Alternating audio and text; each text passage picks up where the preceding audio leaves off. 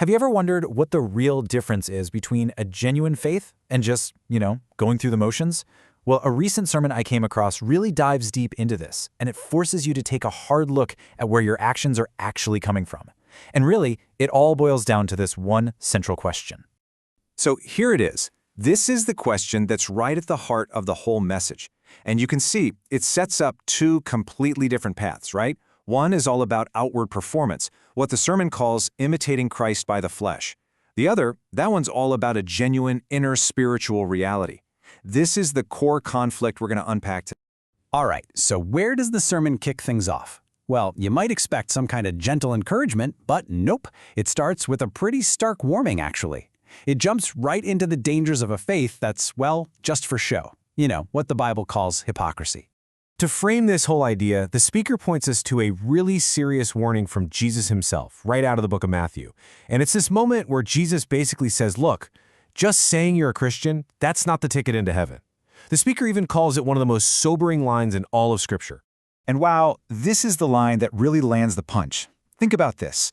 The sermon zeroes in on these specific words, I never knew you. I mean, can you imagine?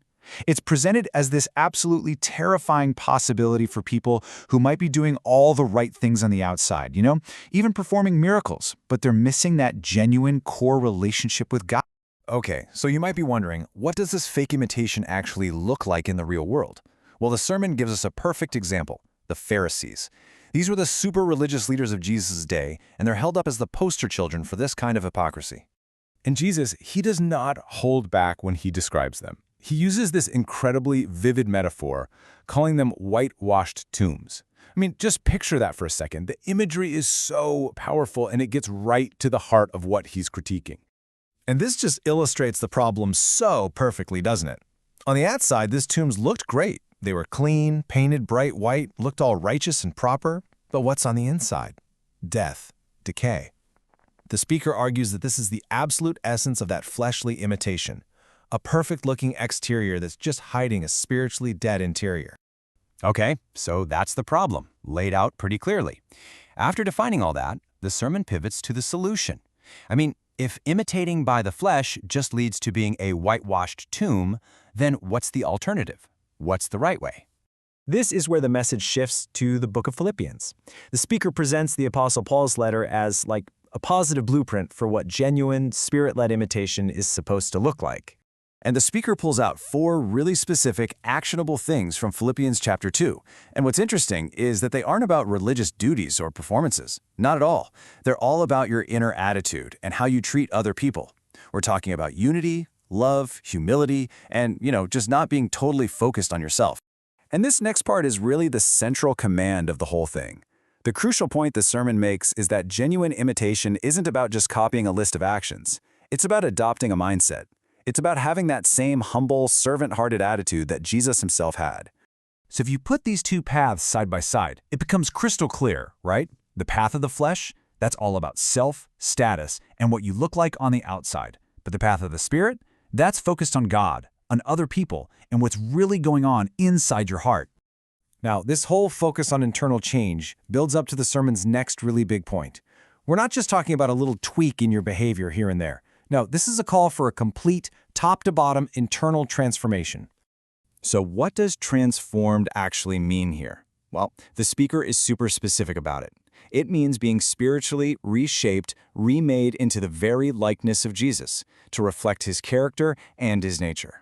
And from there, the sermon connects this idea of transformation to some very contemporary issues. The speaker argues that the fundamental change that people are often searching for, for purpose, for significance, for identity, is actually this deep spiritual transformation. From the sermon's viewpoint, this internal change into Christ-likeness is presented as the true underlying need, as opposed to physical changes related to gender identity. So, what happens when this transformation actually takes place? What does it produce? Well, according to the sermon, the results are totally tangible. You can actually see them in a person's character. We're talking about things like living clean, innocent lives, shining like a bright light in a dark world, and doing everything without complaining or arguing. And to really drive home just how radical this shift is, the sermon brings up the Apostle Paul again. I mean, get this. Paul lists out all of his amazing religious achievements, his social status, everything the world would say is super valuable. And then he says, you know what? All of that is garbage. Complete garbage compared to knowing Jesus. That's the level of transformation we're talking about here.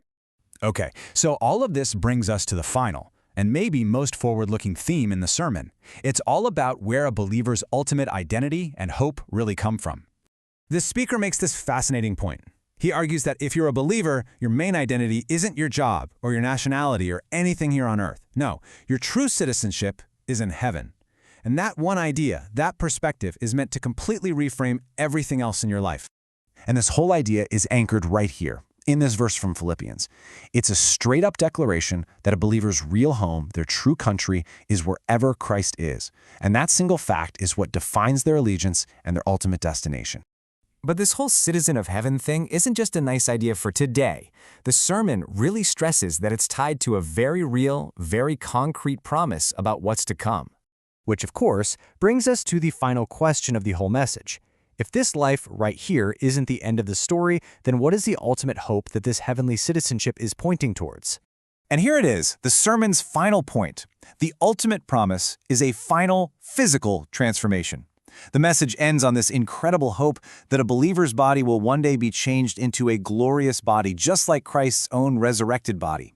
And that's the ultimate fulfillment of being made in his likeness. It kind of leaves you with a really challenging thought to chew on, doesn't it?